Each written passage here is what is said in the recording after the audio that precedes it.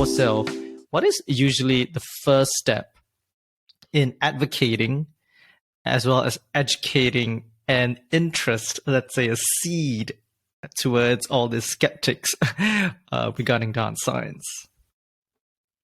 Good question. I wish I had the answer for that one, because I've spent literally 2 decades of my life trying to convince people that dance science is a good thing and it has value and merit. Of course, there's a group of amazing colleagues, scholars, dancers who absolutely believe in its value, but there are so many people who are still skeptical about dance science. I've had lots of conversations in my life, and you can get quite tired of that oppositional mentality that is so evident in conversations around science and art, and they're two different things, and you're either an artist or a scientist, and they're opposing, but they're not really. And I think if anyone's serious about really understanding dance, then I think they should be interested in both the art of dance and the science of dance. Why wouldn't you be? That gives you a more rounded picture of what dance is and can be.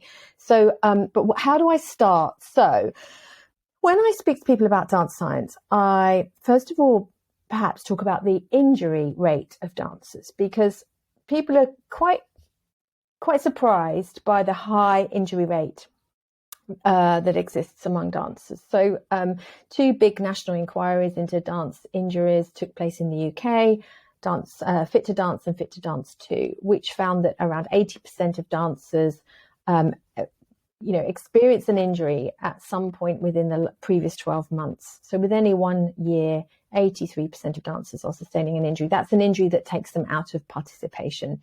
And if you compare that definition of injury and those statistics to other sporting groups, you would find that dancers are actually incredibly at risk of injury. And there are lots of reasons for that. And in dance science, we're trying to unpick some of the causes and reasons for that high injury rate. But that's quite startling to start with. And so that comes into the conversation. And then I use an analogy. And pretty much every student I've ever taught has heard this analogy. So apologies if there's anyone listening and sort of goes, oh, here she goes again. But basically, I talk about Formula One racing cars. Okay, so in Formula One, of course, there's lots of money that is in sports science and particularly in motor car racing. But when you've got if you think about Formula One, and the reason I just to backtrack a bit, the reason I'm talking about this is because a lot of skeptics in dance science think that dance science is going to make dancing diluted and not creative. It's going to make it too safe, if that's the right way of putting it. And it's going to hinder the artistic qualities of it. And we're all going to get very safe. So sometimes people call the dance science people sort of the dance police. Here they are coming to take out all the creativity of dance. And so when actually dance science is about extending capacities and possibilities and allowing even more creative possibilities. So I use the Formula One analogy whereby when you think about racing cars and all the money that's going into sports science,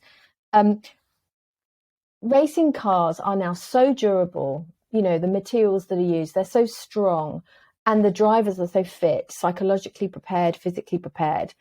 They're not getting slower, those cars. They're actually getting faster. Records are being broken all the time. However, the difference is the cars are protecting the drivers. The drivers are so skilled. They're breaking records, but they're not dying anymore. They're not having catastrophic crashes that end badly. And that's because the cars are durable, they're strong, they can withstand those speeds.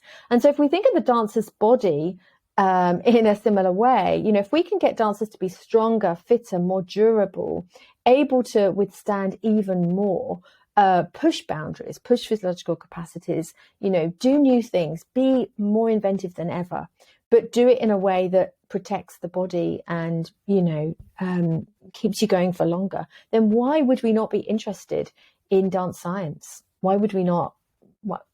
Surely every teacher, every dance company should be interested in what dance science can give in order to expand the beauty, creativity, artistic aspects of dance.